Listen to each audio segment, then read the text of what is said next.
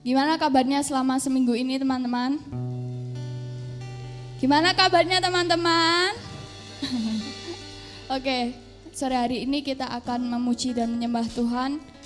Silahkan duduk. Mari kita sama-sama datang ke hadirat Tuhan pada sore hari ini dengan kerendahan hati, dengan rasa bersyukur bahwa kita masih diberi kesempatan untuk kita beribadah bersama-sama di tempat ini. Itu pasti semua karena kemurahan Tuhan dalam hidup kita. Amin. Mari kita berdoa.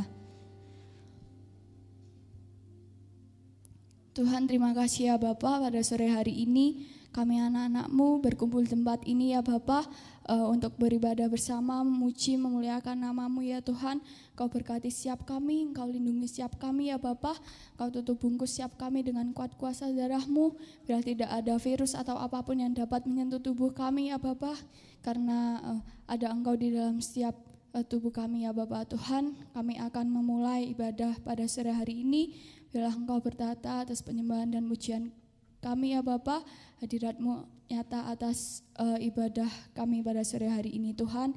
Serahkan semuanya ke dalam tangan-Mu. Haleluya. Amin.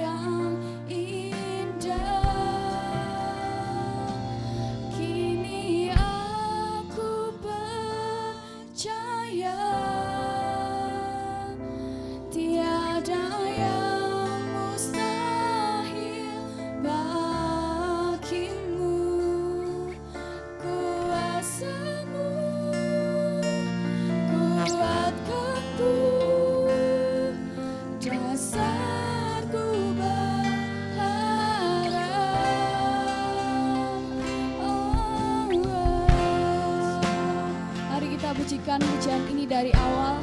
Mari kita sikapi ibadah ini dengan kerendahan hati. Kita bersyukur bahwa hari ini masih diberi kesempatan oleh Tuhan. Apa Engkau mengenalku lebih dari siapapun. Engkau tahu ceritaku dan isi hatiku. Tak peduli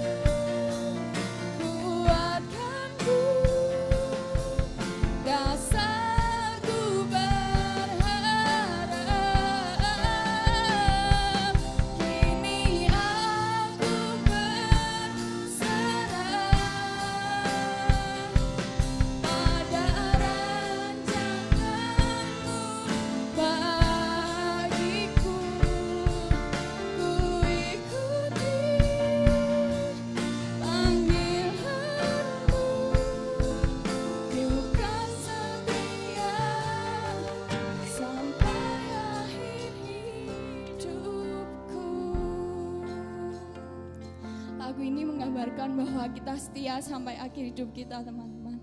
Mari kita resapi lagu ini kata demi kata. Betapa Tuhan baik dalam setiap hidup kita. Betapa Tuhan selalu menyertai kita. Betapa Tuhan selalu memberi kesempatan untuk kita. Betapa Tuhan sangat mengasihi kita.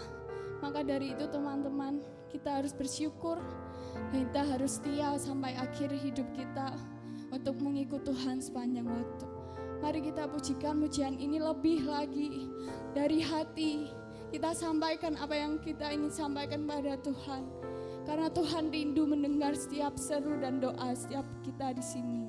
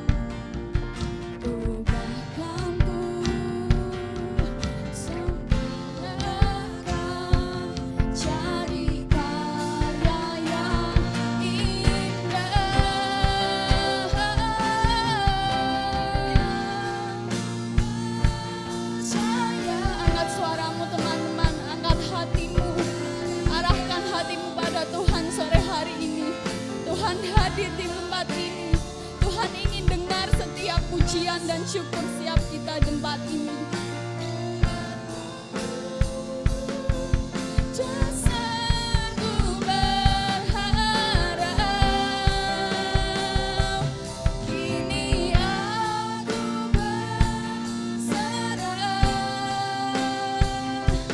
pada rancangan-Mu bagiku. Ku ikuti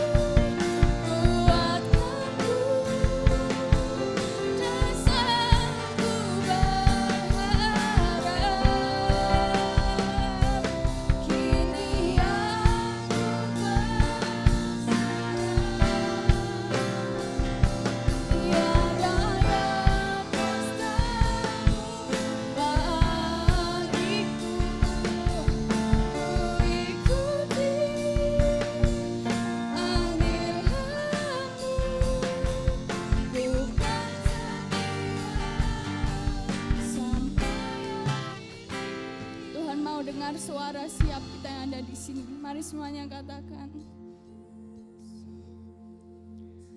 Kini, mari teman-teman angkat suaramu, angkat hatimu. Tuhan ingin lebih dengar. Tuhan ingin mendengar setiap suara kita pada sore hari ini.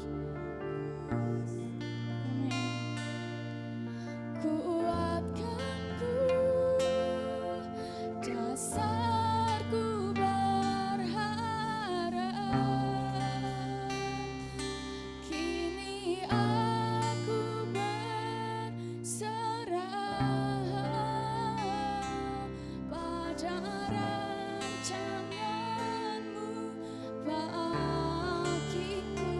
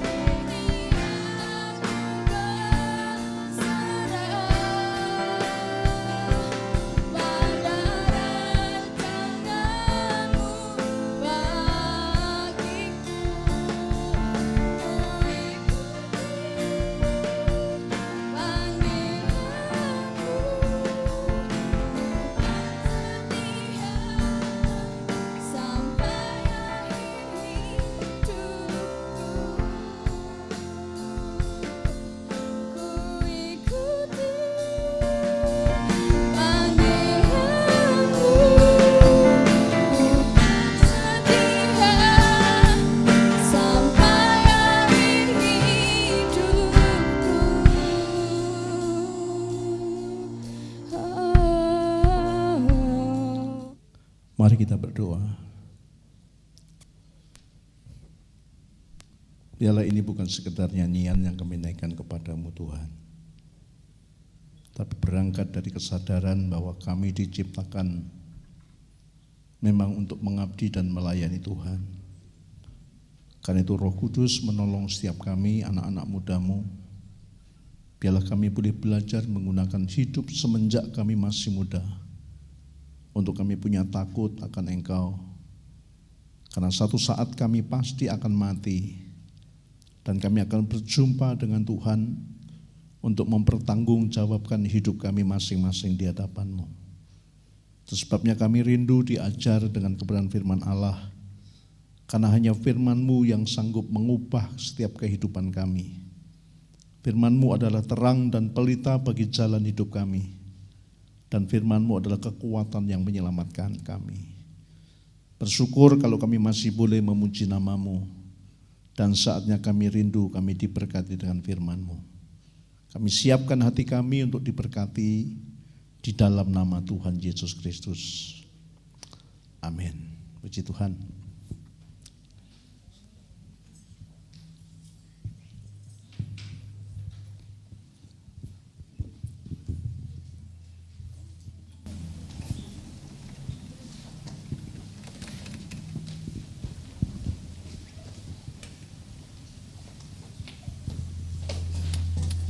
Cek.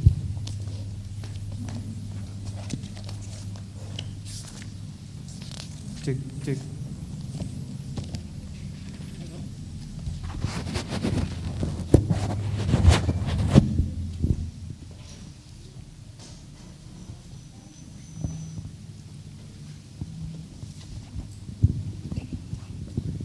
Oke. Cek.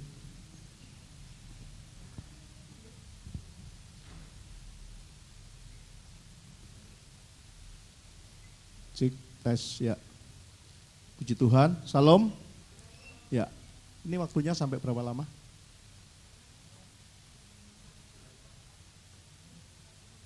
Oke, 40 menit. Ya, kita ada dalam suasana di mana negara bangsa kita sedang merayakan kemerdekaan yang ada yang tahu? Keberapa? 75 ya. Nah, sore hari ini kita akan belajar firman dengan tema sikap hidup sebagai orang yang merdeka. Sikap hidup sebagai orang yang merdeka. Kita akan baca dulu Alkitab kita dalam kitab Kejadian pasal yang kedua ayat 15 sampai 17.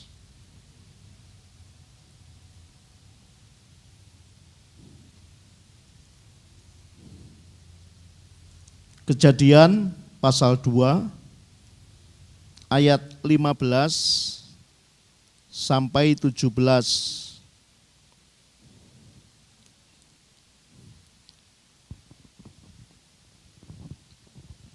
Kita akan baca sama-sama. Kejadian pasal 2 ayat 15 sampai 17.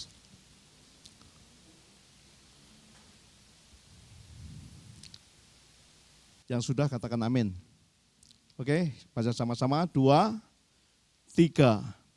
Tuhan Allah mengambil manusia itu dan menempatkannya dalam Taman Eden untuk mengusahakan dan memelihara taman itu.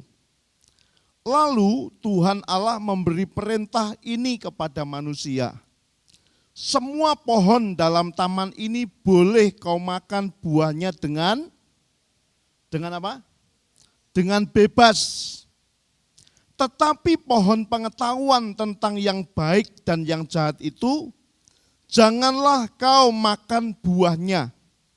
Sebab pada hari engkau memakannya, pastilah engkau mati. Oke, siapa yang dari Kristen dari kecil sudah Kristen? Tolong angkat tangan. Ya, baik. Yang asli orang Blitar dan ikut sekolah minggu di JKI Mahanaim? Oke. Ya, minimal kalau dari sekolah minggu sudah ada di sini, ya, kalian sudah terbiasa dididik, diajar, membaca, menghafal ayat firman Tuhan. Jadi saya tidak terlalu sulit untuk menjelaskan. Nah, bicara tema sikap hidup sebagai orang yang merdeka, pertanyaannya begini, menurut kalian yang disebut merdeka itu yang seperti apa? Tolong mungkin bisa minta tolong satu mic tadi bisa dibawa ke sini. Saya akan minta ya sedikitnya perwakilan lah. Siapa yang bersedia mewakili yang cowok? Hanya menjelaskan menurut kalian merdeka itu yang seperti apa?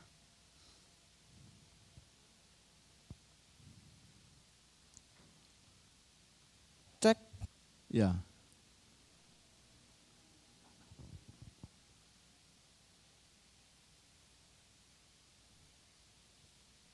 Silakan, siapa yang mewakili yang cowok? Coba yang cowok angkat tangan, semua. Tidak ada yang cowok, cewek semua ini? Oke, satu mewakili. Menurut kalian, merdeka itu yang seperti apa? Merdeka itu menurut saya bebas dari belenggu yang selama ini menyiksa. Atau kita itu dalam hari-hari itu ketakutan, jadi bebas. Ketakutan karena apa? Macam-macam, Pak. Macam-macam. Salah satunya aja, sebutkan salah satu aja. Ancaman. Ancaman dari Kalau sekarang itu iblis. iblis. Ya. Tahu dari mana bahwa Anda itu diancam oleh iblis? Dosa, Pak. Dosa. Berarti tiap hari berbuat dosa ya? Tidak. Ya? Enggak. Enggak? Loh, kok tahu? Tahu tapi banyak dosanya. Banyak dosanya ya, makanya saya bilang tadi berarti tiap hari berbuat dosa.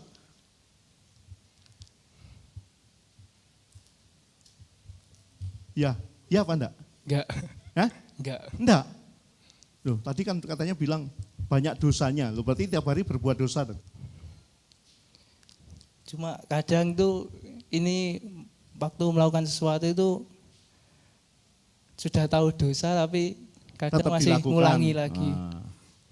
Nah, sedikit saya tambahkan. Lah menurutmu yang disebut dosa itu apa?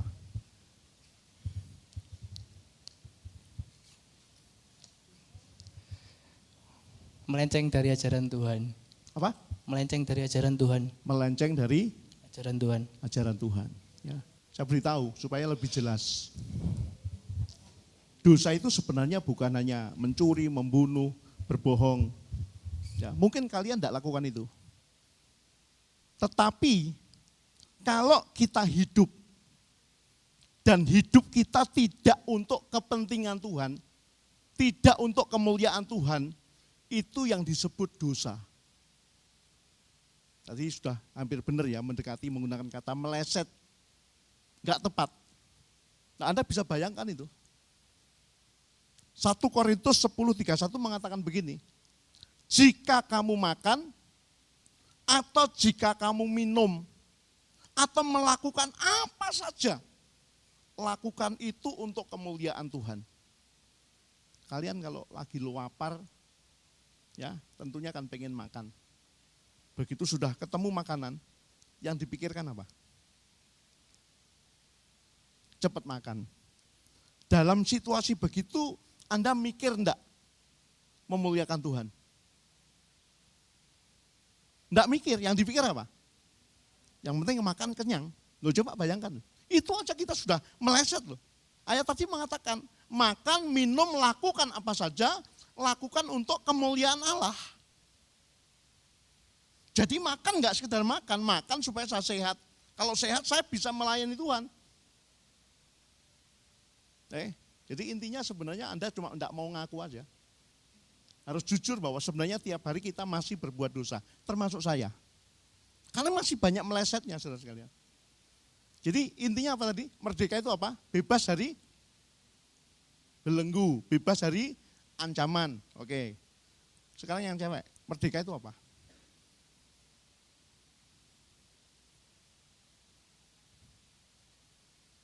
Ayo, silakan salah satu agak cepat karena waktu kita terbatas.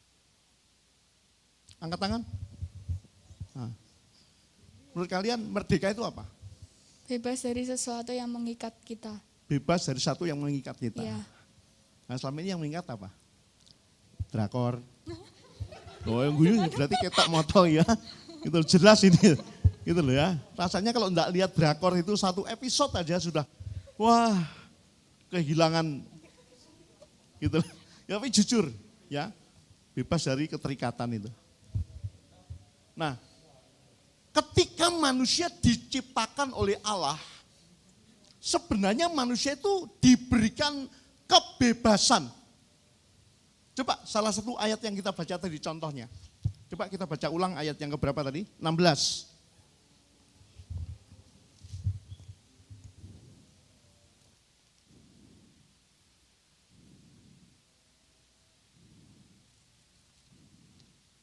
Dikatakan apa? Ayat 16, baca kembali sama-sama. 2, 3.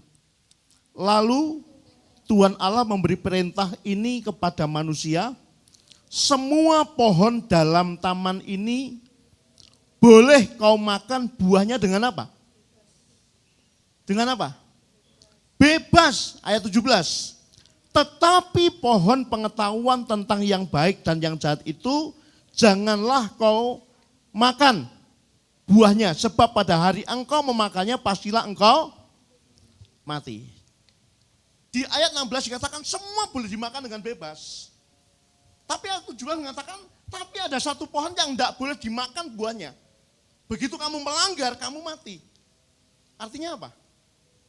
Kok sepertinya bertolak belakang gitu. Yang di atas boleh makan dengan bebas, tapi ternyata di bawah masih ada syarat. Ada satu pohon yang buahnya tidak boleh dimakan, bahkan sanksinya, konsekuensinya adalah kalau kamu makan, kamu, terus gimana itu? Menerjemahkannya gimana? Apa Tuhan itu pelin-pelan? 16 bilang bebas, 17 ada satu pohon yang buahnya tidak boleh dimakan.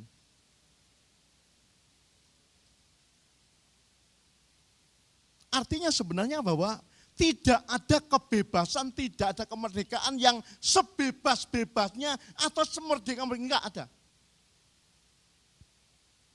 Ya, Alkitab itu menggunakan istilah begini. Karena semua manusia sudah jatuh dalam dosa dan kehilangan kemuliaan Allah. Dulu semua manusia, bahkan nanti manusia yang akan lahir. Pokoknya selama Tuhan belum datang, semua yang lahir sampai akhir zaman Tuhan datang nanti, mereka sudah terlahir itu sudah membawa gen sebagai manusia berdosa. Maka semua manusia itu terjual, tertawan di bawah kuasa perbudakan dosa. Semua. Nah, begitu orang percaya Yesus dikatakan dosanya diampuni. Sudah merdeka? Sudah merdeka? Belum merdeka, kenapa? Dia merdeka dari perbudakan dosa. Sekarang begitu dia ditebus dengan darah Yesus, dia menjadi tawanan roh, tawanan Allah, jadi budaknya Allah.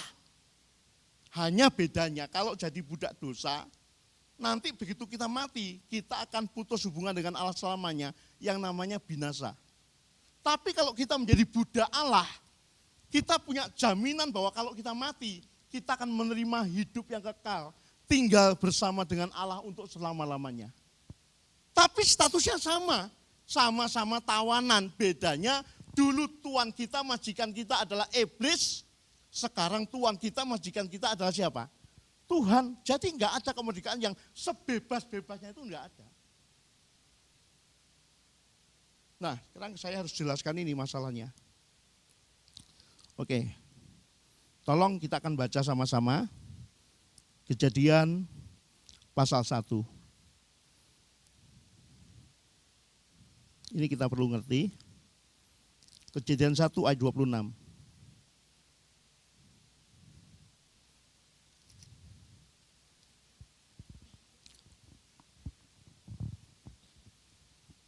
Silakan, yang bawa mic tadi bisa dibaca. Di Kejadian 1 ayat 26, Ya. berfirmanlah Allah, baiklah kita menjadikan manusia menurut gambar dan rupa kita, supaya mereka berkuasa atas ikan-ikan di laut dan burung-burung di udara, dan atas ternak dan atas seluruh bumi, dan atas segala binatang melata yang merayap di bumi. Oke, tolong diulang pelan-pelan. Ayat 26 dulu. Berfirmanlah Allah, baiklah kita menjadikan manusia menurut gambar dan rupa kita. Stop. Baiklah kita menjadikan manusia menurut Gambar dan rupa kita. gambar dan Rupa. rupa siapa? Kita. Kita itu siapa? Allah. Allah. Terus Supaya mereka berkuasa atas ikan-ikan di laut dan burung-burung di udara, terus dan atas ternak dan atas seluruh bumi, dan atas segala binatang melata yang merayap di bumi. 27. Maka Allah menciptakan manusia itu menurut gambarnya, Terus menurut gambar Allah diciptakannya dia laki-laki dan perempuan, diciptakannya mereka. perhatikan di situ, ayat 26 mengatakan apa? Waktu Allah hendak menciptakan manusia, Tuhan bilang, baiklah kita menjadikan manusia itu menurut gambar dan rupa kita. Tapi begitu Allah betul-betul menciptakan, yang terjadi apa? Coba ayat 27. Maka Allah menciptakan manusia itu menurut gambarnya. menurut Gambarnya. gambarnya. Sama enggak? Sama. Sama enggak? Oke, matur nuwun Pak Pendeta.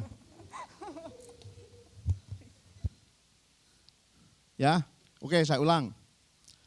Awalnya Tuhan merancang waktu hendak menciptakan manusia itu Tuhan berkata, baiklah kita menjadikan manusia itu menurut gambar dan rupa Allah. Tapi realisasinya, kenyataannya ayat 27 mengatakan, maka Allah menciptakan manusia itu menurut gambar. Sama enggak? Hah? Sama enggak? Masih bersama saya? Sama enggak? Enggak sama. Di mana letak bedanya? Di mana letak bedanya di mana? Dalam rancangan itu dikatakan menurut gambar dan rupa. Tapi kenyataannya waktu Tuhan ciptakan, Allah hanya menggunakan diciptakan menurut gambarnya, rupanya enggak ada. Gambar ini jangan dipahami persamaan fisik. Ya, sebab kita yang duduk di sini, ya kurang lebih hampir 50 lah, betul ya? 40. Nah, ada enggak yang sama persis? Hah? Enggak ada ya? Enggak ada. Makanya kalau persamaan itu gambar itu dalam arti sama fisik, kita 40 aja enggak sama loh. Terus Tuhan tuh sama kayak siapa di antara kita ini? Maka gambar itu bukan bicara persamaan fisik, bukan. Ya, perhatikan. Gambar itu sebenarnya di mana Allah itu menciptakan manusia. Allah memberikan unsur-unsur seperti yang dimiliki Allah, diberikan pada manusia. Apa itu? Satu, manusia diberikan pikiran. Dari pikiran manusia punya yang namanya kecerdasan. Hebat enggak manusia itu? Dikasih pikiran itu supaya cerdas. Nah, kalau sekarang ternyata kita enggak cerdas, kita bodoh. Yang salah siapa? Yang salah siapa? Kita. Allah dari mulanya merancang itu dikasih pikiran supaya jadi manusia yang pinter, cerdas. Bukan manusia yang bodoh. Allah itu maha cerdas.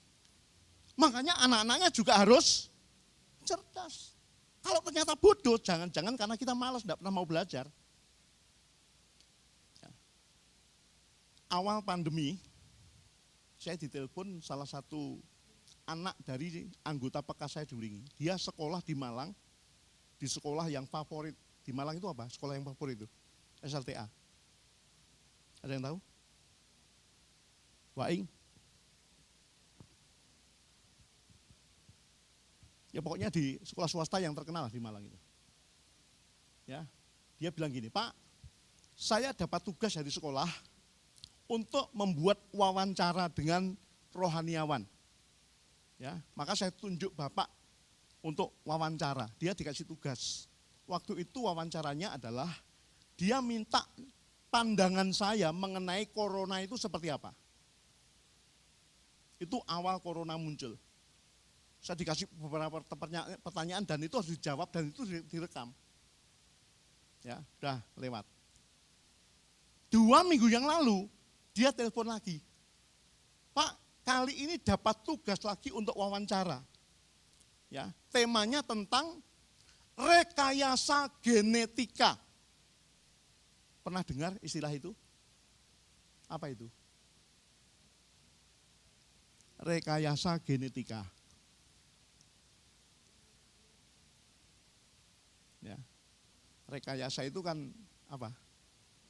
Ya sesuatu yang coba diotak-atik, diolah sedemikian rupa itu. Ya, gen itu ya gen. Ya, apakah di manusia atau di binatang atau di tumbuhan itu. Saya dikasih pertanyaan. Nah itu selama ini saya awam, istilah itu saya awam. Tapi saya harus menjawab pertanyaan itu. Ya, mungkin kalian pernah dengar ada istilah cloning. Nah itu loh, contohnya seperti hasil dari rekayasa gini itu menghasilkan seperti itu. Dan saya harus jawab itu, Anda bisa bayangkan. Ya, waktu saya mau mulai wawancara, saya menyebutkan nama saya asalnya dari kota mana, gereja apa. Loh, Anda bayangkan kalau saya jawabnya enggak benar. Gitu loh, saya salah, Anda ikut loh. Oh pendetanya goblok, Anda ini anak buaya kan begitu. Maka saya buka Mbah Google. Apa rekayasa genetika itu? Dan rupanya mereka itu kelompok. Jadi saya bersyukur selama pandemi saya enggak kemana-mana karena memang enggak bisa keluar. Tapi bukan berarti tidak ada sesuatu yang bisa dikerjakan. Dari itu saya belajar, bukan hanya buka Alkitab, termasuk ilmu pengetahuan dan semuanya. Dan buat saya Tuhan itu luar biasa dengan begitu. Ya, saya enggak teruskan nanti kapan-kapan lah. Seperti apa pertanyaannya itu. Enggak gampang. Salah satunya bilang, kalau itu dilakukan kepada binatang atau tumbuhan, buat saya enggak ada masalah. Tapi kalau dilakukan pada manusia, saya enggak setuju. Kenapa? Coba lihat ini. Sebab waktu Allah menciptakan manusia, Allah memberikan pikiran dalam diri manusia itu. Nah kalau manusia berusaha untuk merekayasa menciptakan manusia, lalu gimana caranya manusia yang menciptakan itu bisa memberikan pikiran kepada yang diciptakan? Tentu enggak bisa. Maka kalau dilakukan pada binatang atau tumbuhan, oke lah. Mungkin untuk mencari bibit unggul. Saya kemarin tanya kepada bapak-bapak yang sudah sepuh, ibu-ibu yang sepuh di doa pagi itu. Pak, jenengan zaman kecil dulu petani itu nanam padi 1 tahun bisa panen berapa kali? Paling banyak cuma 2 kali. Sekarang petani bisa panen 1 tahun bisa 4 kali. Dari mana? Ya hasil dari rekayasa genetika tadi itu. Kalau tumbuhan biasanya ada istilah kawin silang dan seterusnya. Lalu binatang sama. Untuk mendapatkan bibit unggul harus dilakukan rekayasa genetika. Loh, kenapa enggak masalah? Enggak masalah. Binatang sama tumbuhan itu betul makhluk hidup. Tapi kalau dia mati, selesai. Lah manusia enggak. Manusia makhluk hidup mati, belum selesai. Dia akan ketemu Tuhan untuk mempertanggungjawabkan hidupnya kepada Allah. Loh, enggak gampang. Perhatikan nih. Yang kedua, gambar Allah itu bicara soal apa? Allah memberikan perasaan. Makanya kita bisa merasakan benci, marah, dendam, cinta. Karena memang dari sononya sudah diberikan oleh Allah, dikasih perasaan ini. Makanya kan konon katanya orang itu gejala. Kalau orang disinyalir kena virus corona, salah satunya apa? Mati rasa, tidak bisa merasakan apa-apa. Mati penciuman, tidak bisa cium aroma apa-apa. Jadi kalau kamu di samping temanmu kok mambu murah enak, Anda sehat, tidak kena corona itu. Loh iya, gitu loh. Tapi nek kancamu ratus pirang dino Anda tidak mambu, gak mambu kok, wah tidak sehat itu. Perlu swab. Ya, loh iya. Coba dicium sebelahnya, ada baunya enggak? Ya. Tadi malam saya sekitar jam 9 itu di rumah, lagi anak-anak persiapan sudah mau tidur. tiba-tiba bau ada orang itu goreng ikan asin. Wah, itu mengundang, jadi lapar pengen makan malam itu. Ya, saya tahan. Artinya saya masih sehat, masih bisa mencium bau ikan asin. Ya, perhatikan ini, Allah itu luar biasa loh. Jadi kalau Anda masih bisa merasakan marah, lapar, haus, karena dari sana memang itu kelengkapan yang Allah berikan. Nah, dari pikiran perasaan inilah kemudian menghasilkan apa? Kehendak. Tadi saya bilang, dengan adanya kehendak itu manusia bisa berbuat apa saja. Bisa memutuskan apa saja, bisa milih apa saja. Tapi ingat, tidak ada kebebasan yang sebebas-bebasnya, enggak ada. Karena segala bentuk keputusan yang kita ambil, segala bentuk pilihan yang kita putuskan itu pada akhirnya harus kita pertanggungjawabkan di hadapan Tuhan. Anda misalkan memilih, aku malam minggu mau melok yut, dolan neng alun-alun. Boleh, silakan. Iblis tidak bisa melarang. Tapi mungkin Anda putuskan, enggak, saya ikut ke gereja. Silakan. Ya, iblis itu tidak bisa melarang kalian ke gereja. Tapi Tuhan juga tidak pernah memaksa kalian ke gereja. Enggak dipaksa kok. Kenapa? Sebab manusia itu diberikan kehendak bebas. Tapi sekali lagi saya beritahukan, enggak ada kebebasan yang sebebas-bebasnya, enggak ada. Karena segala bentuk keputusan yang kita ambil, kehendak yang kita lakukan itu, harus kita pertanggungjawabkan di hadapan Tuhan. Nanti kita akan baca ayatnya. Nah, gimana Pak caranya supaya kehendak keputusan saya, pilihan saya tidak salah? Ya tergantung Anda selama ini mengisi pikiranmu dengan apa. Anda mengelola perasaanmu itu seperti apa. Dan itu proses. Saya pendeta, hidup bersama dengan teman-teman pelayan Tuhan. Apa dipikir itu mulus? Enggak. Enggak gampang. Ya, ada kalanya kita ada gesekan, ada benturan gitu. Kalau kita nuruti perasaan kita, begitu kita geseran, apalagi mungkin kita tidak salah, dikondisikan salah. Hak kita diambil gitu. Yang enak yang mana? Kita marah atau kita mengalah? Itu pilihan. Dan untuk memutuskan, oke lah saya tidak apa-apa ngalah. Tidak apa-apa saya dirugikan. Gampang? Tidak mudah. Karena manusia itu punya ego. Tapi prinsipnya ini, oke, mungkin sebelum saya lanjutkan, ada yang mau ditanyakan sampai di sini sebelum saya lanjutkan? Kalau enggak tanya, saya anggap sudah ngerti. Atau yang kedua, enggak tanya karena bingung. Cuma itu ada, pilihannya itu. Ya, kalau dijelaskan, lalu enggak ada yang tanya, kemungkinannya satu. Enggak tanya karena sudah ngerti, atau tidak tanya karena bingung mau tanya apa. Saya dulu waktu sekolah, ya, di teologi itu berangkat sama Pak Gembala itu sudah dibekali begini. Kamu kalau sekolah, ketemu dosen di kelas, lalu ada ruang untuk tanya jawab, kamu kejar dosen itu. Kalau perlu sampai marah, enggak apa-apa. Karena itu melatih kita akan jadi orang yang cerdas. Satu saat saya diajar oleh dosen, backgroundnya dia ini dari pendeta yang aliran gerejanya Protestan, ya, bukan Prosetan, karena ini beda tipis, ya, Protestan. Nah karena Protestan dia menganut aliran baptis itu percik. Kalau Pentakosta karismatik kayak kita ini umumnya harus diselam. Ya, nah sebenarnya dia bidangnya bukan ngajar soal itu, tapi dia nyinggung. Wah saya tanya, saya kejar sampai dia marah.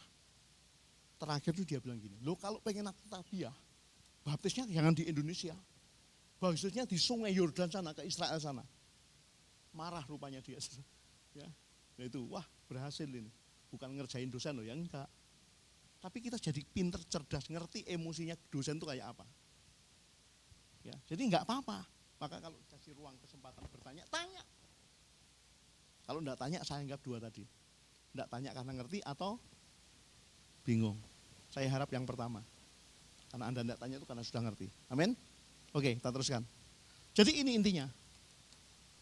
Ya, memang manusia diberikan kehendak bebas. Dan ini sampai kapanpun walaupun manusia jatuh dalam dosa, sama Tuhan enggak pernah diambil itu.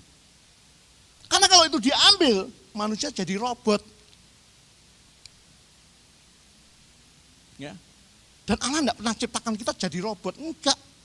Tadi katakan Allah menciptakan manusia itu menurut gambarnya Allah. Nah, kenapa Pak? Kok di sini ada rencananya, ada rupa, kok ternyata kenyataannya enggak ada rupanya, enggak ada. Nah, kalau rupa, sebenarnya ini adalah bicara soal kualitas. Dari apa? Dari pikiran, perasaan, dan kehendak ini. Ya. Nah, kenapa kok di sini enggak ada? Manusialah yang harusnya mengusahakan bagaimana membuat pikiran, perasaan, kehendaknya itu menjadi berkualitas. Ini proses. Makanya kenapa Adam dan Hawa itu bisa jatuh dalam dosa? Karena pikiran, perasaan, kehendaknya belum sempurna.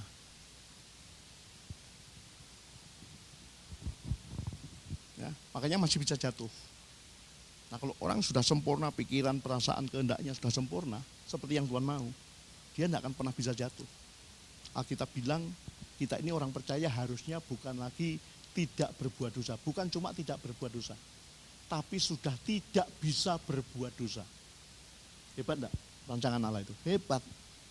Makanya ini harus ditingkatkan. Nah, untuk meningkatkan pikiran, perasaan ini, makanya kita ke gereja, kita ke persekutuan, kita dengarkan firman Allah. Dari situ kita akan muncul yang namanya kecerdasan rohani ini. Kalau enggak, wah, nanti kita akan lihat, ternyata iblis itu cerdas. Dia cerdas loh iblis itu, jangan dipikir iblis itu bodoh. Karena dulunya dia itu adalah makhluk surgawi, diciptakan sempurna. Dia dibuang menjadi iblis itu gara-gara dia pengen menyamai Allah. Dan itu dianggap pemberontakan, itu kesombongan, maka dibuang. Tapi sebelumnya dia tinggal di sana, pinter. Ya. Nah, coba kita perhatikan berikutnya. Jadi manusia itu diciptakan dari mulanya diberikan kehendak bebas, tetapi kebebasan itu adalah kebebasan yang harus dikerjakan dengan penuh tanggung jawab. Kalau kalian berangkat ke gereja minta uang saku, Pah minta uang saku, sama papamu dikasih 2.000, kamu simpen di mana?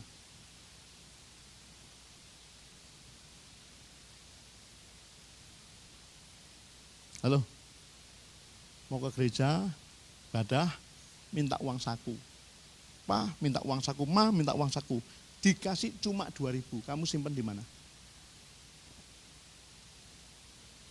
Di saku, oke? Saya kadang-kadang ini bukan sombong loh. Ya, kalau ke toko beli apa, sisanya 2.000 gitu. Kalau enggak ada tukang parkir ya tak taruh aja di lacinya sepeda motor, ya taruh aja situ. Kenapa? 2.000. Senilai uang parkir.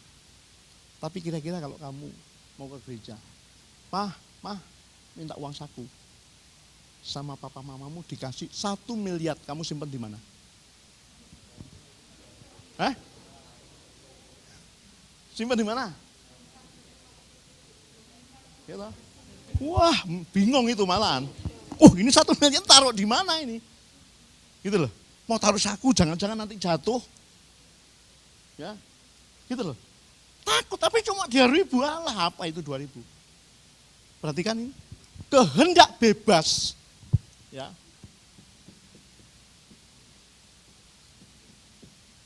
Free will atau kehendak bebas itu sesuatu yang bernilai mahal. Karena itu membuat manusia bukan seperti robot yang diatur pakai remote, enggak. Kita bebas memutuskan apa saja. Dan itu Allah berikan. Tapi ingat, ini diberikan, itu menuntut tanggung jawab yang tidak mudah. Harganya itu mahal itu. Karena satu saat harus kembali kepada Allah dan itu harus dipertanggungjawabkan itu.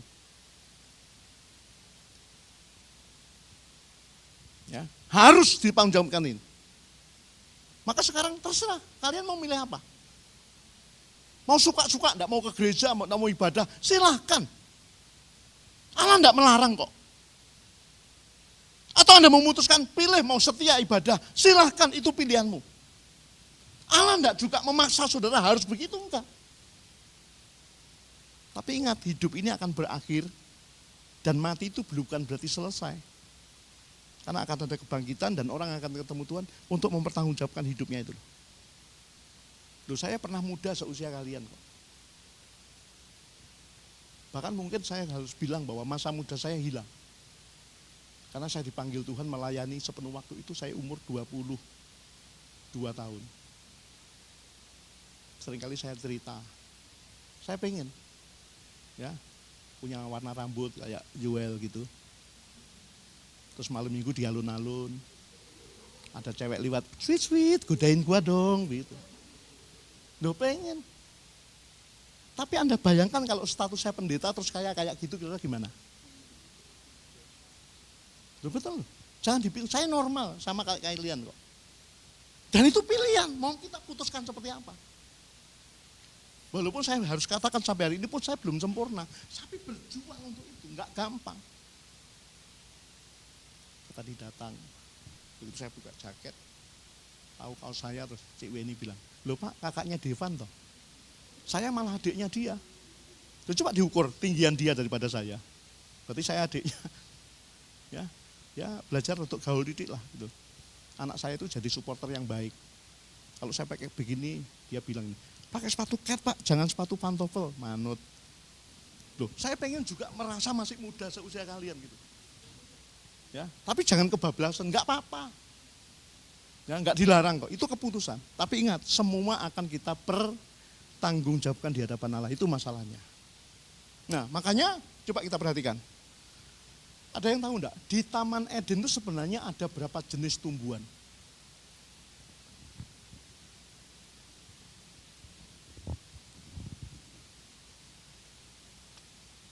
Berapa jenis? Saya tunggu sampai besok pagi, ibadah pagi. Ayo cepat, ada berapa? Banyak itu berapa? Jenisnya?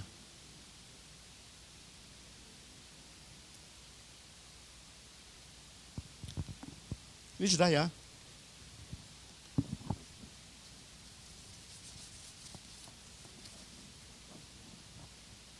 Ada 3 jenis. 1. Pohon yang buahnya boleh dikonsumsi atau dimakan untuk kebutuhan fisik. Tolong salah satu baca. Kejadian 1 ayat 29. Silakan yang bawa mic tadi. Mungkin bisa satu aja lah, enggak usah gantian. Kejadian 1 29. Kejadian 1 ayat 29. Ya. Berfirmanlah Allah, lihatlah aku memberikan kepadamu segala tumbuh-tumbuhan yang berbiji di seluruh bumi, Segala tumbuhan yang berbiji, di seluruh bumi, dan segala pohon-pohonan yang buahnya berbiji, itulah akan menjadi makananmu. nah, itu yang pertama. Ya, tadi yang kejadian 2 tadi kan dikatakan semua tumbuhan dalam taman ini bebas kamu boleh makan. Itu yang dimaksud adalah pohon yang buahnya dikonsumsi untuk kebutuhan fisik kita. Nah, yang kedua, ada namanya pohon pengetahuan. Jahat dan baik. Kejadian pasal 2 ayat yang ke tadi bacaan kita yang kita baca, atau bisa dibaca ulang.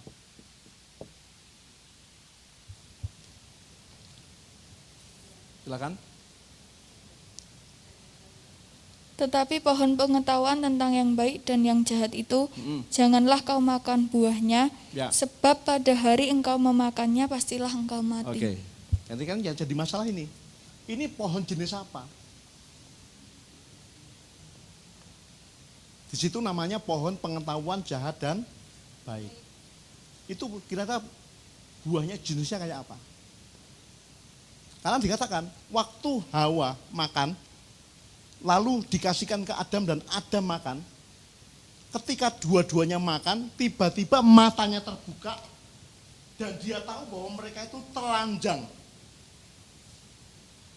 Kalian pernah enggak makan buah dan setelah makan ternyata kalian tahu, oh aku udah tiba. Ayo, buah apa?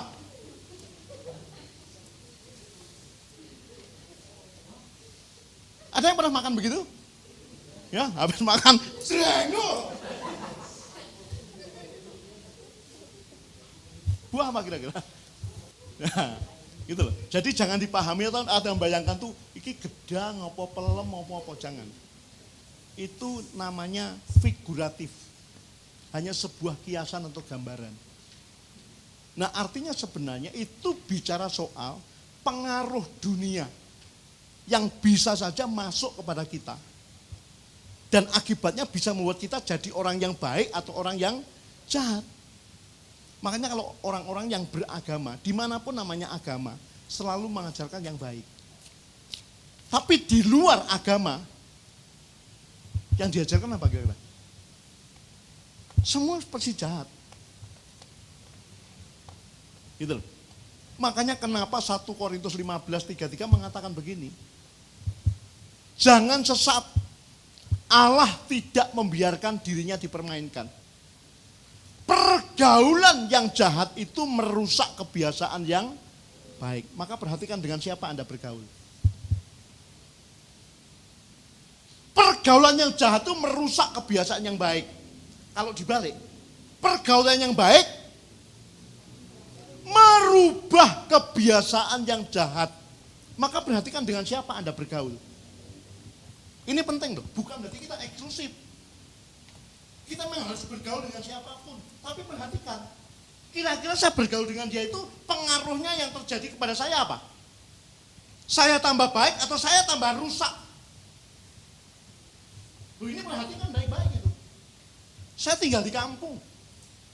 Dulu kampung saya itu konon katanya terkenal. Tempatnya orang-orang yang suka mabuk minum. Loh ini betul. Ya, RT yang lama itu kalau malam mabuk itu keliling kampung sama bawa pedang. Dia pengennya ngamankan rakyatnya. Sambil teriak-teriak di kampung itu. Loh ini betul itu. Sekarang praktis sudah tidak ada itu. Dan saya setiap saat itu jatah pos kamling kumpul dengan mereka. Jadi pesan saya hati-hati loh ini. Pengaruh dunia itu bisa baik, bisa jahat. Makanya Alkitab betul. Dengan siapa Anda bergaul? Perhatikan baik-baik. Nah Anda ke gereja membuat sebuah komunitas. Tidak mungkin di sini diajarkan sesuatu yang jahat. Tidak mungkin. Ada youth mentoring, ada gembala. Semua pasti mengajarkan kebenaran firman Allah. Tidak mungkin Anda diajar sesuk nyolongo ya, nggih korban persembahan. Tidak ada. Bahkan saya mengajar jemaat dimanapun. Anda jangan tidak ke gereja hanya alasan tidak punya uang kolektor. Tuhan nggak butuh duitmu sebenarnya. Tuhan tuh butuh hatimu itu. Makanya seringkali katakan, kalau gereja itu baik, ke gereja.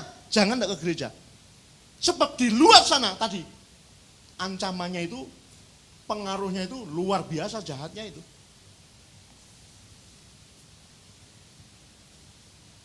Ya, makanya Anda itu bersyukur loh, kita ini kalau fellowship. Ya, Pak Gembala kenapa mengizinkan youth boleh ibadah terakhir kemarin tin, ya minta supaya ada ibadah, akhirnya diizinkan tapi dengan syarat tetap ikuti protokol kesehatan itu. Karena daripada Anda tuh main di luar gerombol yang tidak jelas, Anda di sini temannya jelas. Anda diajar apa di sini jelas, nggak mungkin diajar yang jahat. Karena ini. Jadi pohon pengetahuan itu hanya figuratif gambaran, itu bicara pengaruh dunia. Nah yang ketiga apa? Pohon apa?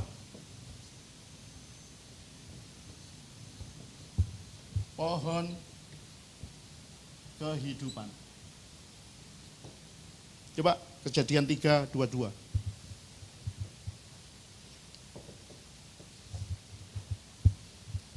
Punya cepat. Kejadian Lagi. 3 ayat 22. Ya. Berfirmanlah Tuhan Allah, sesungguhnya manusia itu telah menjadi seperti salah satu dari kita, tahu tentang yang baik dan yang jahat. Maka sekarang jangan sampai ia mengulurkan tangannya dan mengambil pula dari buah pohon kehidupan itu dan memakannya, sehingga ia hidup untuk selama-lamanya. Ini juga sama, ini figuratif ini. Artinya gini loh, pohon kehidupan itu segala sesuatu yang sumbernya itu adalah Allah sendiri. Nah, semua yang sumbernya dari Allah itu bersifat kekal. Makanya begitu manusia jatuh dalam dosa, pohon ini dipagari supaya manusia tidak metik.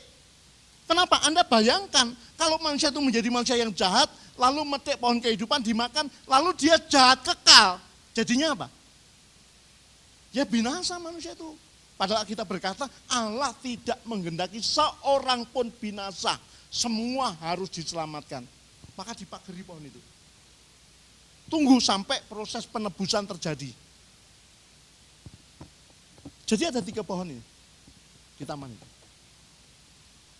Makanya di sini tadi Allah memberikan pikiran pada manusia, ya, supaya manusia cerdas. Untuk apa? Memutuskan mau milih yang mana ini. Kalau yang ini enggak masalah. Sebab tadi katakan apa? Jenis ini Anda bisa makan dengan bebas. Kita ini orang Kristen, kalau masalah makanan, kita ini merdeka. Ya, enggak ada istilah halal, haram itu enggak ada. Kalau kita enggak makan itu hanya demi alasan kesehatan. Gitu loh. Saya dulu semua saya makan. Ya, dulu ada pelayan Tuhan di sini tuh rata-rata semuanya punya hobi yang sama. Hampir 2 bulan sekali mesti motong. Ya, RW untung lurahe ra nesu. Lah RW ini digulai terus. Ya, kok rasa lurahe pisan gitu loh.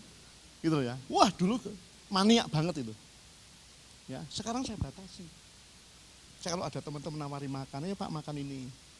Ya saya bilang, lo kalau ada yang halal ngapain sih makan yang haram? Ya, supaya kita ini pengen sehat.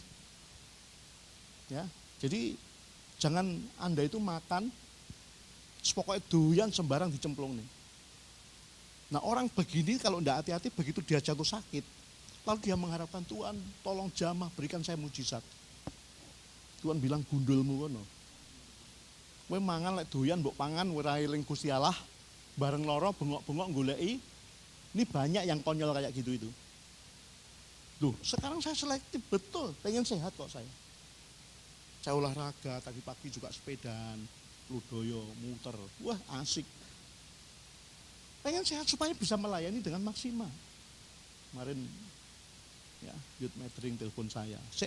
Siap enggak bulu tangkis? Yes. Ya walaupun enggak kayak siapa tuh? Gideon dan Kevin. Ya, padahal Gideon Kevin tuh bisa kayak gitu karena saya yang latih. Wah. Ya, tapi Kevin yang di sini bukan yang di sana loh. Kan ada Kevin tuh di sini. Ada. Ya. Gitu loh. Tapi cuma sekedar olahraga, yang penting keringat keluar, kalori terbakar, lemak-lemak terbakar gitu. Sehat itu kita yang harus menjaga. Jangan semua dibebankan Tuhan, nanti Tuhan bikin mujizat. Loh, saya itu bisa ngomong gini karena merenung gini. Dulu ada jemaat namanya Tante Ratna, rumahnya Jalan Terate.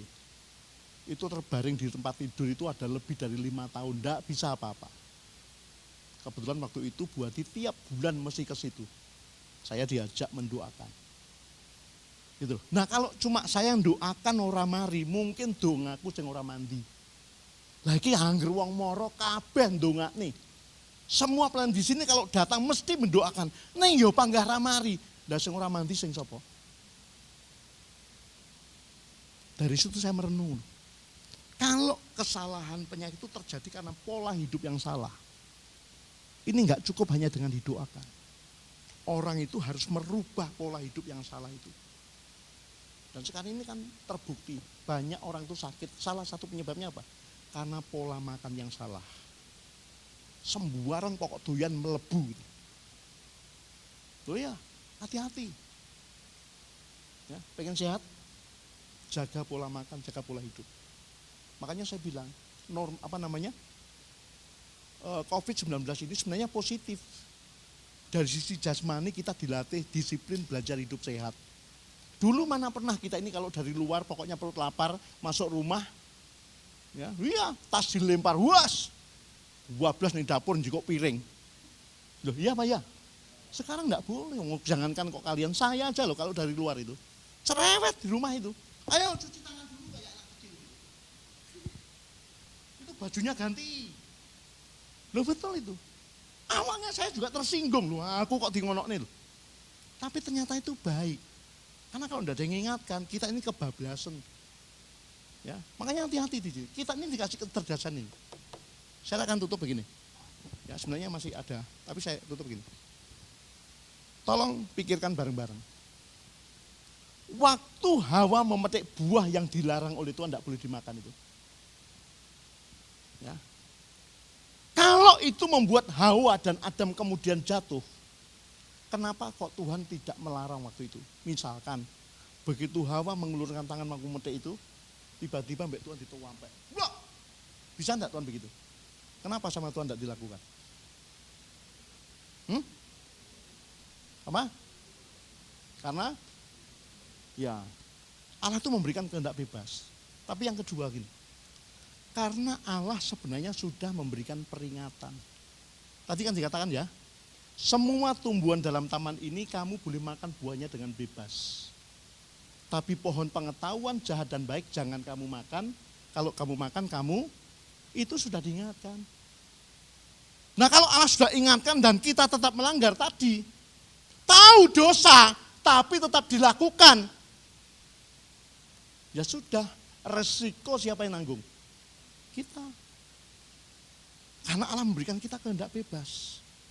Nah hari ini kalau Anda mau jadi orang merdeka, kesimpulannya gini, orang merdeka itu sebenarnya adalah orang yang menyerah kepada rencana Allah.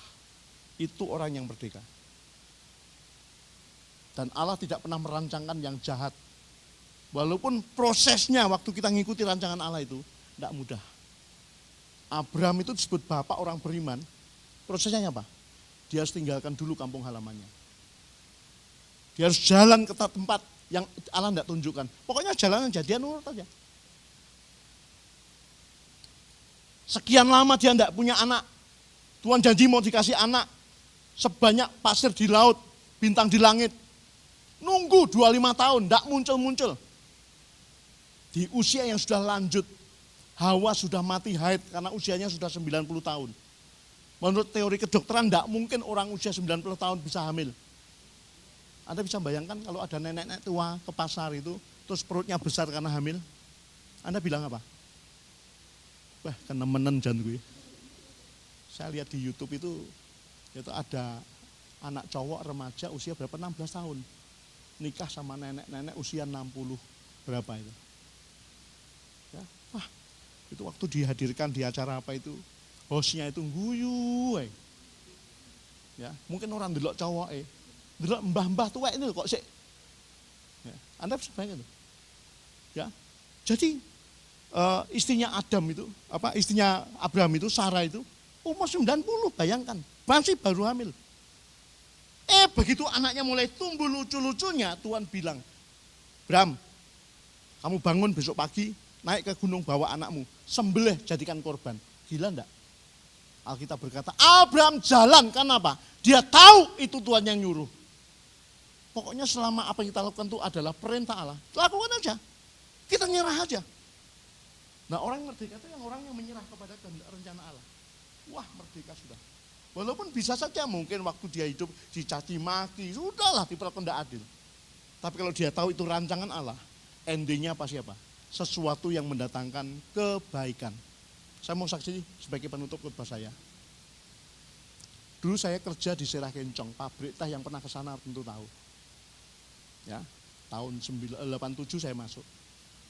Saya ini asli orang kebun. Waktu saya di sana, itu ada pengangkatan karyawan. Dan itu cita-cita saya waktu itu. Pengen jadi karyawan, ya tetap di perkebunan itu. Nah betul, waktu itu di seluruh PTP di Jawa Timur ini dipilih ada 300 orang. Ikut ujian, tapi nanti yang diterima hanya 50. Ya, 50. Waktu jalan, satu saat Pak Gembala, Pak Heru, Kaulingi nantang saya gini, kamu enggak pengen toh jadi hamba Tuhan? Wong istrimu hamba Tuhan. Saya bilang, Pak, kalau saya jadi pendeta terus saya makan apa? Sebab di otak saya yang ada pendeta itu susah, pendeta itu miskin. Pak Heru bilang, ya makan nasi. Kalian kalau lihat Pak Heru itu ketoknya sangat sakjane ora. Seneng guyon. Jadi saya diguyon gitu, ya mangan segor, mangsamu mangan apa? Akhirnya saya putuskan, oke, saya doakan dulu Pak. Sejak itu, saya itu masih kerja, pulang seminggu sekali. Saya sudah tidak tenang kerja itu. 1 bulan 30 hari itu saya paling banter masuk 15 hari. Satu saat saya dipanggil sama pimpinan saya, dia ini anti dengan orang Kristen. Dan saya Kristen di situ. Saya dipanggil gini, saya perhatikan kamu kerjanya kok seenaknya sendiri sih. Tolong dibenahi lah. Saya tuh enggak tahu itu hikmat dari mana karena itu pas bulan Desember. Terus saya bilang gini, Pak maaf ya, kalau bulan Desember itu gereja sibuk, saya banyak bantu gereja. Jadi saya banyak bolong-bolong enggak masuk kerja. Oke enggak apa-apa, saya maafkan. Tapi lain kali setelah ini jangan diulang. Tapi setelah itu bukannya tambah baik, makin banyak bolosnya saya itu. Sampai akhirnya saya tahu ini tanda bahwa Tuhan memanggil saya untuk tinggalkan pekerjaan. Saya putuskan saya tinggalkan pekerjaan, saya keluar, saya pamit baik-baik. Seminggu kemudian orang kebun datang ke rumah saya, waktu saya dibeli. Dia beritahu apa? Pak, SK Bapak turun. Apa Bapak enggak pengen kembali? Tadi saya bilang, 300 yang dipilih, hanya 50 yang diterima. Saya termasuk yang diterima. Itu pun masa kerja saya dihitung harus punya masa kerja 4 tahun. Anda bisa bayangkan. Saya tetap katakan, enggak, saya putuskan saya keluar. Nah, bulan yang lalu, gereja Sirah Kencong itu direnovasi, saya diundang. Terus gembalanya gini, Pak, hari ini kita ucapan syukur, saya undang semua pimpinan di kebun. Kalau di kebun itu namanya sinder. Sinder pabrik, sinder kebun, sinder kepala. Saya hadir. Waktu acara dimulai, ternyata pimpinan kebun yang datang itu adalah teman-teman di bawah angkatan saya. Mereka harus jadi pimpinan kebun. Kalau saya bertahan di kebun, waktu itu mungkin saya sudah pimpinan tertinggi sudah. Tapi saya tinggalkan. Ya, dalam hati ya cuma wah hebat koncoku. Kalian tahu? Berapa hari yang lalu saya ke Baksos daerah Lingi, ketemu orang-orang Sirah Kencong. Mereka cerita gini, Pak, hari ini perkebunan Sirah Kencong bangkrut. Karyawan itu 15 hari hanya dikasih jatah masuk 4 hari kerja. Dan kalau karyawan lepas, per hari kerjanya hanya dibayar 28.000. Anda bayangkan, 15 hari, kerja 4 hari, 28.000 kali 4, berapa? Katakanlah dibulatkan 120.000. Sekarang kalau istri, anak, ya suami, 1,5 bulan hanya dapat gaji 120.000 itu kayak apa? Saya pulang dengan buat itu. Untung aku wis metu. Tuh coba, waktu itu saya enggak ngerti. Waktu Allah panggil, enggak ngerti. Ternyata sekarang Tuhan buka. Sek pena aku. Oh ya, saya tuh kadang-kadang jaraki buat itu. Ya kalau sudah akhir bulan gitu. Pak, si Weni wis WA, ora wonge nang Kalimantan 3 minggu tak guyon. Loh betul. Jarak supaya dia belajar berharap kepada Tuhan, bukan kepada gereja. Coba perhatikan. Ada banyak hal yang kita itu enggak pernah ngerti rencana Allah itu. Tapi belajarlah berserah. Ikuti aja apa maunya Tuhan. Itu adalah orang yang merdeka. Sehingga walaupun kita menghadapi kesulitan, tantangan persoalan dalam hidup ini, kita tetap merdeka karena kita tahu kita sedang hidup dalam rencana Allah. Roma 8:28 mengatakan Allah ikut bekerja dalam semua itu untuk mendatangkan kebaikan. Bagi siapa? Bukan untuk semua orang. Bagi mereka yang mengasihi Tuhan, yaitu mereka yang terpanggil sesuai dengan rencana Allah. Jadi orang merdeka itu adalah orang yang menyerah kepada rancangan Tuhan. Sikap hati yang menyerah kepada kehendak Allah. Sudahlah, apa maunya Tuhan terserah. Tapi yang saya tahu, Tuhan tidak pernah merancangkan yang salah. Rancangan itu adalah rancangan damai sejahtera dan masa depan yang penuh pengharapan. Tuhan berkati, mari kita tunduk kepala. Silakan pemain musik, kita nyanyikan pujian yang pertama tadi.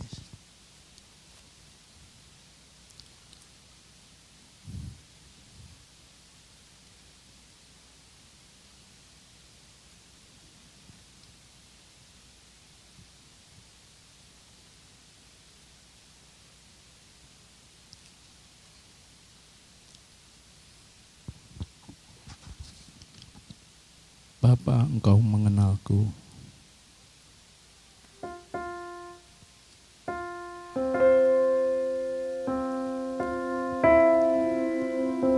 Mungkin singer bisa maju.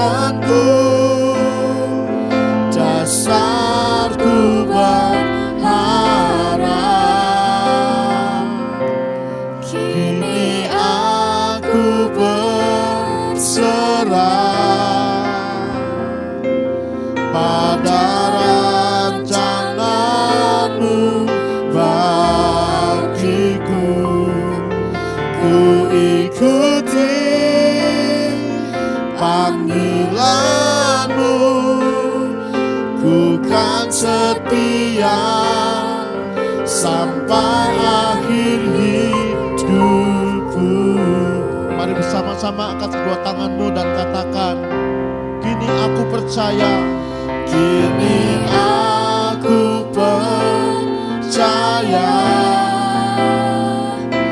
tiada yang mustahil bagimu. Kuasa-Mu kuatkanku, dasarku berharap. Kini aku berserah pada rancangan-Mu bagiku. Ku ikuti panggilan-Mu, ku kan setia sampai akhir hidupku. Ku ikuti panggilan-Mu, ku kan setia sampai akhir hidupku. Tuhan, kami bersyukur karena sesungguhnya Engkau menciptakan kami, Engkau memberikan kami kebebasan supaya kami melakukan hidup ini, Tuhan, untuk hidup bagi kepentingan Tuhan. Karena itu berikan kami kecerdasan dalam pikiran kami, supaya kami tidak terpengaruh oleh pengaruh-pengaruh dunia yang membuat kami menjadi manusia-manusia yang jahat, yang memberontak, yang tidak punya takut akan Engkau Tuhan. Tapi dengan kecerdasan rohani yang kami miliki, Kami memutuskan untuk memilih Tuhan di atas segala-galanya. Kami mau ikuti rancangan-Mu dalam hidup kami. Walaupun ada kalanya kami harus jalani proses demi proses. Dan kami seringkali tidak mengerti apa yang menjadi kehendak-Mu Tuhan. Namun kami belajar setia dan taat sampai langkah akhir. Karena yang kami tahu, tidak ada rancangan-Mu yang jahat atas kami. Rancangan-Mu adalah rancangan masa depan yang memberikan pengharapan. Dan itu pasti Tuhan. Terima kasih. Karena itu kami serahkan seluruh anak muda di tempat ini hari ini. Baik yang ada di tempat ini maupun yang tidak sempat hadir. Tuhan, Engkau berkati mereka semuanya. Hamba berdoa bila satu pun di antara mereka tidak ada yang terhilang dan terbuang. Tapi mereka diselamatkan sampai pada akhirnya Tuhan. Mereka diberkati untuk menjadi berkat bagi banyak orang. Sehingga lewat hidup mereka nama Tuhan dipermuliakan. Berkati kesehatan, studi, masa depan, masa muda anak-anak-Mu ini Tuhan. Dan terlebih memberkati pertumbuhan iman mereka. Agar dengan hidup mereka nama-Mu dipermuliakan. Terima kasih hamba-Mu berhenti. Tapi Roh Kudus akan mengerjakan firman lebih jauh lagi. Membuat kami mengerti kehendak-Mu dalam hidup kami. Sehingga kami boleh hidup sepenuhnya bagi kemuliaan nama Tuhan. Kami bersyukur, kami sudah berdoa di dalam nama Tuhan Yesus Kristus. Sama-sama kita katakan, amin. Puji Tuhan, saya kembalikan.